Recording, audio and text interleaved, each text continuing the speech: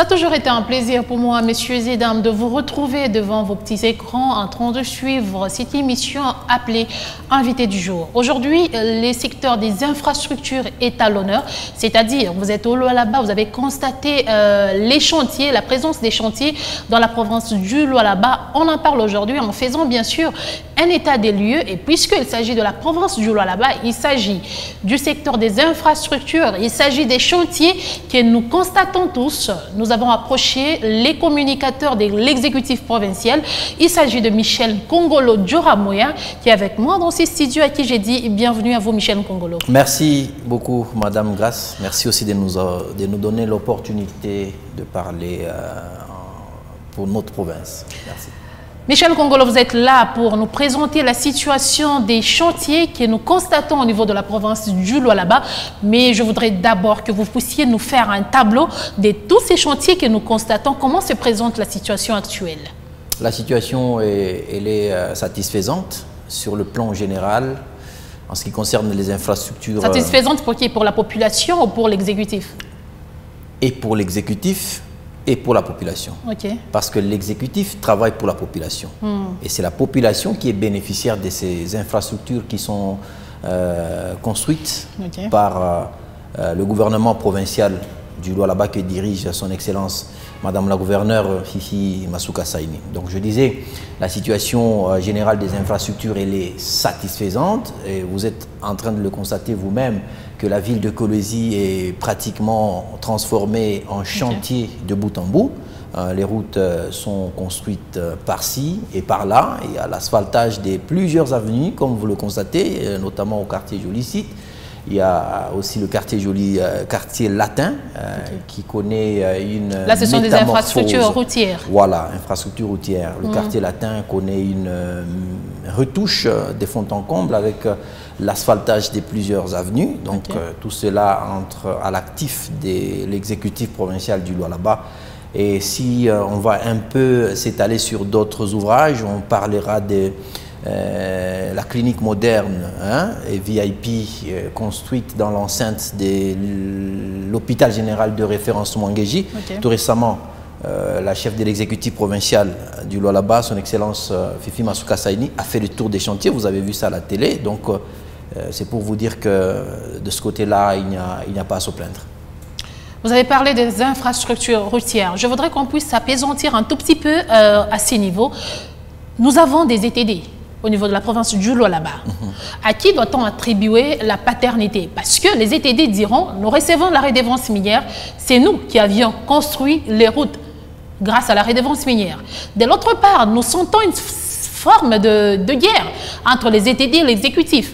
L'exécutif dit, c'est moi qui ai initié ces chantiers. Alors, à qui, nous, populations, nous devons attribuer la paternité de tel ou tel autre chantier?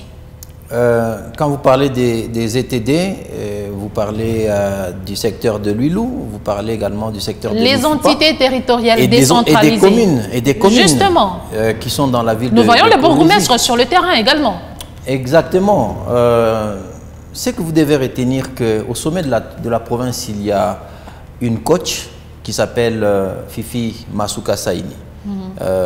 Que ce soit les ETD qui réalisent certains ouvrages, mais tout cela se fait sous le coaching de son Excellence, Madame la gouverneure, car celle qui répondra du bilan à l'issue de ce mandat, c'est Madame la gouverneure. On ne va pas appeler un chef de secteur pour aller défendre le bilan de l'exécutif provincial. Chacun répondra à son niveau. Donc chacun... Surtout qu'on a des conseillers cette fois-ci. Voilà, chacun va répondre à son niveau, mais justement, au niveau le plus élevé de la province, c'est Madame la gouverneure qui donne des lignes droites à suivre, qui donne des orientations justement qui doivent cadrer avec sa vision. Parce que vous savez que pour ce mandat, son tout premier en tant que gouverneur, c'est un mandat où il faut relever le défi. Et alors, elle doit avoir des collaborateurs qui entrent dans sa vision. C'est comme ça que vous allez voir, par exemple, au niveau de la commune de Manika, le bourgmestre se met vraiment à fond dans la mission qui lui revient pour assainir la ville et aussi rendre viable son entité, notamment dans les autres entités. Vous allez voir que ça se fait de la même chose.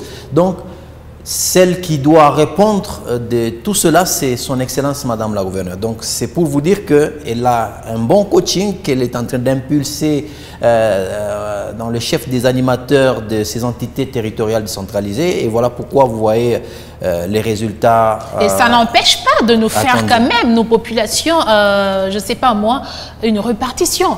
En nous disant, par exemple, nous savons que la province est chapeautée par la gouverneure Masuka Saini, mais ça n'empêche pas de nous dire tel chantier, par exemple, c'est la commune de Manika, par exemple, tel autre chantier, c'est la commune de Dilala, le secteur Ludo, je ne sais pas moi, la mairie, parce qu'au finish, on a une confusion, on s'est dit, la mairie a fait quoi, la commune a fait quoi, et finalement l'exécutif a fait quoi?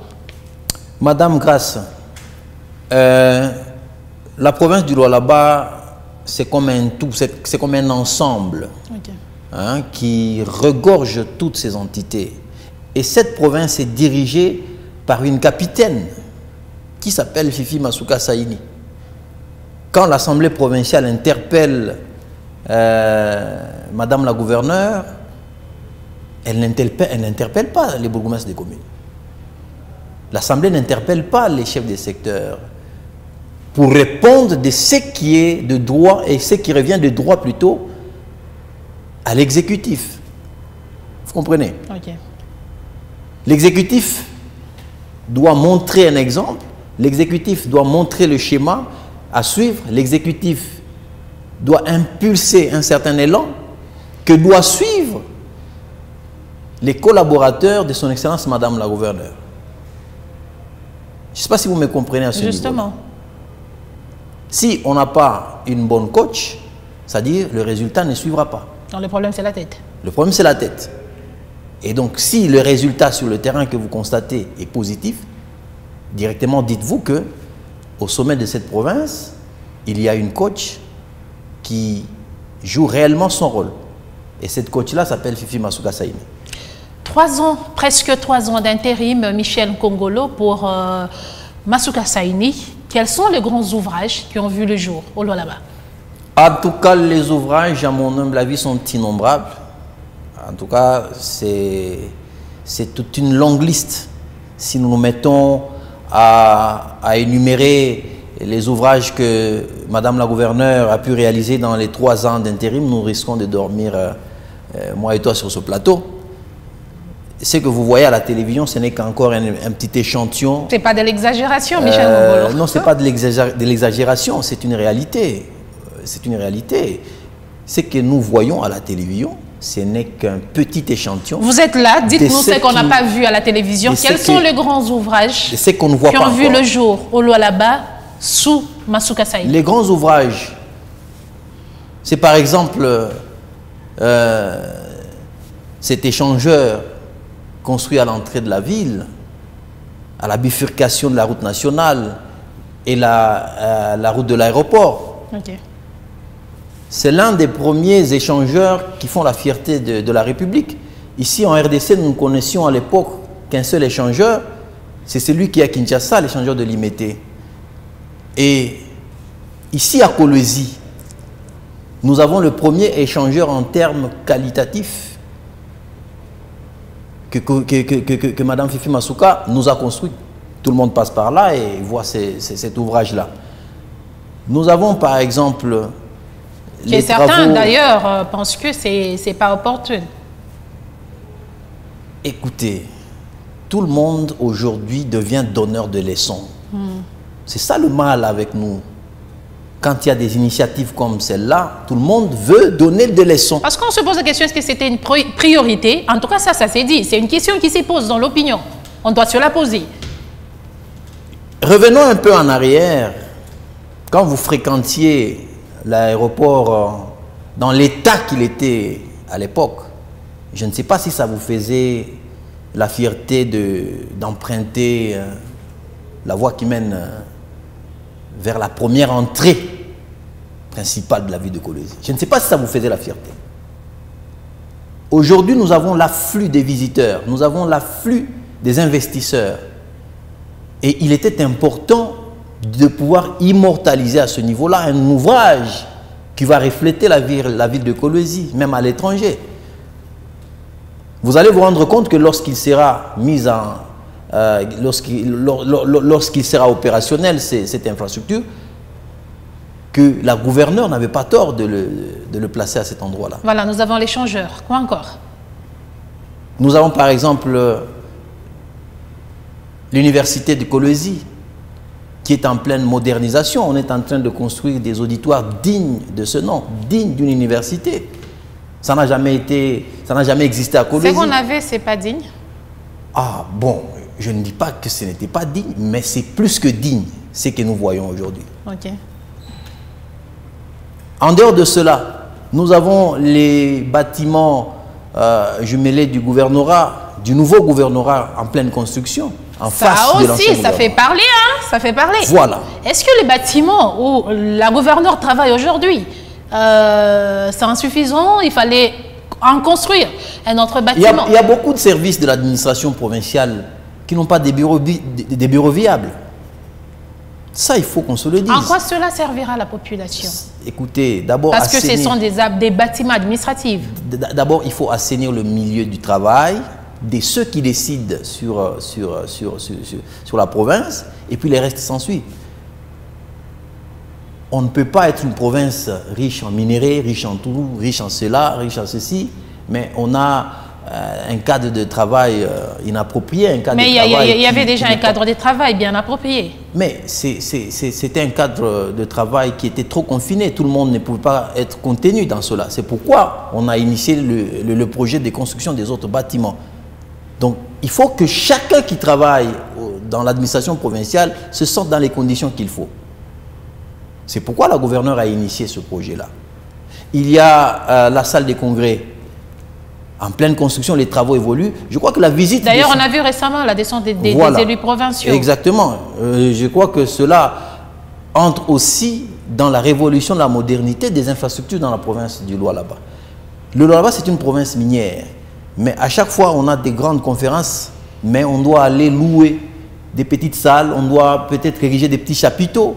Ça ne nous fait pas l'honneur. Vous allez vous rendre compte que dernièrement, il y a eu des grandes assises au niveau de Campi Aboma, où les délégations ont pris part, mais ça n'a pas fait l'honneur de notre province. Si on a des salles comme la salle des congrès aujourd'hui, je pense qu'on ne pourra jamais, et encore au grand jamais, se confiner dans des petites salles comme... Michel Kongolo, si je vous ai bien entendu, du début à la fin, vous parlez du Lualaba, mais les infrastructures, c'est limite au niveau de la ville de Kolwezi. Moi, je me pose la question, Lualaba égale Kolwezi. Il n'y a aucun projet pour l'intérieur de la province. Parce que quand on parle de Lualaba, moi je vois les 5 territoires de la province. Alors que tous les ouvrages que vous essayez d'énumérer ici sont concentrés au niveau de Kolwezi. La ville de Kolwezi, d'abord, c'est le miroir même de la province. Donc tout celui qui veut venir au Lualaba passe d'abord par Kolwezi. Je ne vois pas le mal de commencer d'abord par entretenir le miroir de la province qui est la ville de Kolwezi, chef-lieu de cette province du Lualaba, que de commencer d'abord très loin que ça. Malgré cela, il y a un projet ambitieux que la gouverneure a pour son quinquennat. Okay. Je crois que lors de sa campagne électorale, elle s'y est étalée. Elle a révélé les grands projets qu'elle a pour la province dans l'intérieur. Donc je crois que ce mandat sera un mandat où elle va beaucoup plus se déployer pour réaliser des grands ouvrages à l'intérieur de la province. Mais qu'à cela ne tienne, il y a des projets de construction de la voirie à Kassaji. Je crois que des ateliers sont déjà de ce côté-là.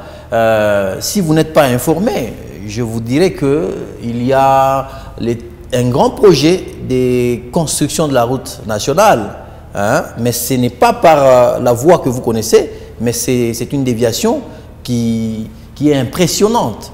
Il faut vous référer au ministère des Infrastructures pour qu'on vous montre les travaux qui s'effectuent de ce côté-là. Donc, on est au-delà de plus ou moins 150 km aujourd'hui. Une route provinciale. Voilà. Donc, on est au-delà des plus ou moins 150 km. Pourquoi n'est pas seulement concentrer les énergies sur la route nationale? Il faut commencer ailleurs. Vous dites? Pourquoi ne pas aménager ou construire cette route qui existe déjà? Vous avez jugé bon de construire une autre. Ça, il faudra que nous puissions peut-être revenir au projet lui-même et en savoir la quintessence. Mais je crois que la route qui existe auparavant est un peu trop étroite. Alors voilà comment... Une raison de plus de l'agrandir, par exemple. Oui, bon, je crois qu'on a réfléchi mieux que ça. Cette route a beaucoup de problèmes. Vous l'avez fréquentée, je l'estime bien. Il y a toujours eu des plaintes. Vous savez, dès que vous avez plusieurs fois des bourbiers sur la même voie, c'est peut-être difficile de pouvoir la réparer dans les temps records. Voilà comme ça. Voilà pourquoi on a réfléchi de pouvoir faire une déviation, peut-être qui pourra, dans les jours qui viennent, être une très bonne route que la province n'a jamais connue. Donc vous estimez que la gouverneure a vraiment travaillé pendant ces 3 ans d'intérim? Énormément, énormément. Elle s'est beaucoup investie dans la transformation de la province. Et donc vous vous estimez satisfait? Les signes sont visibles. Vous vous estimez satisfait? Très satisfait même. Alors ça sert à quoi si ce qui a été fait, les jours qui viennent, si ce qui a été fait est satisfaisant, on se demande pour ce nouveau mandat qui commence, il nous reste presque 4 ans et quelques mois, ça sera quoi? Parce que ce qui est fait déjà est satisfaisant. Elle va faire quoi? Ça sera, je ne sais pas moi, l'achèvement des chantiers qui ont débuté, ou il y aura d'autres choses? On se pose cette question. Il y aura plus que ça. Il y aura plus que ça. Parce bien que 4 ans est consacré, mon chantier les relancé pendant les 3 années. Non, d'abord, les chantiers qui ont commencé dans les 3 ans d'intérim sont presque à terme. Tous les chantiers qui ont été... ça sera un mandat des inaugurations. Sont presque à terme. Là, nous attendons rien que les inaugurations. Mais le plan quinquennal, il est très, très ambitieux. Il faudra le parcourir. Je crois que lorsque la gouverneure était devant les élus du peuple, lors de sa campagne, elle s'est longuement et largement étalée là-dessus. Donc, il faudra attendre des bonnes choses plus que ce que nous avons vu. Les projets, il y en a, des grands projets d'ailleurs, des constructions des écoles, des centres de santé, etc., dans les 5 territoires de la province. Le diversissement de l'économie à travers le tourisme, la gouverneure en a parlé. Donc, quand on parle du développement, du deuxième échangeur également. Voilà, ne voyons pas seulement... Nous l'avions appris. Oui, oui. Elle l'a dit. Elle l'a dit et c'est quelque chose... Un deuxième échangeur au niveau de Mwangeji. Au niveau de Mwangeji, ça va se réaliser, vous l'avez dit, vous l'avez entendu vous-même. Donc, il ne faut pas se focaliser sur un seul aspect. Donc, on se demande ça va se faire comment et tout. Parce que nous, population... Là, il faut voir les ingénieurs. Justement, on se pose toutes ces questions. Qui vont proposer le plan. Les ingénieurs qui vont proposer le plan, nous en diront plus. Mais je crois que ça... Certains disent qu'il fallait commencer par Mwangeji parce que c'est là qu'il y avait le besoin. Je venais de vous le dire tout à l'heure, tout le monde est donneur de leçons, mais tout le monde n'est pas ingénieur. Mais la vérité peut venir. Tout le monde ne connaît pas la priorité. Vous êtes sûr? Nous vivons tous solo là-bas. Nous savons oui, que nous sommes là, tous solo. Il nous faut ceci et tout. Tout le monde même si on n'est pas technicien, mais on peut quand même avoir un œil sur certaines choses. Vous avez un œil, bien sûr, mais les priorités, il faut aussi les classifier, les catégoriser. Si on a par exemple aujourd'hui l'échangeur au niveau de la route de l'aéroport, je vous ai expliqué, c'est l'entrée principale de la ville. L'aéroport, c'est la première entrée de la ville. Les miroirs de la province. Donc ça doit refléter la beauté de la ville. Donc là, c'est la beauté. Voilà. Donc, on a fini avec ça okay. Et on va s'attaquer à un autre échangeur qui sera placé au niveau de Mwangeji. Ça va toujours nous enchanter. Ne vous en faites pas. Donc, ces mandats, c'est une bonne nouvelle pour ceux qui sont à l'intérieur de la province. Ouais. C'est un plaisir pour moi de vous recevoir, Michel Kongolo Djoramoya, communicateur de l'exécutif provincial. Nous avons échangé avec vous autour du secteur des infrastructures. Nous avons fait un état des lieux sur les chantiers initiés par l'exécutif provincial. Madame, Messieurs, c'est un plaisir pour moi de vous présenter cette émission invitée du jour. Pendant 20 minutes de votre temps, on se retrouve très prochainement.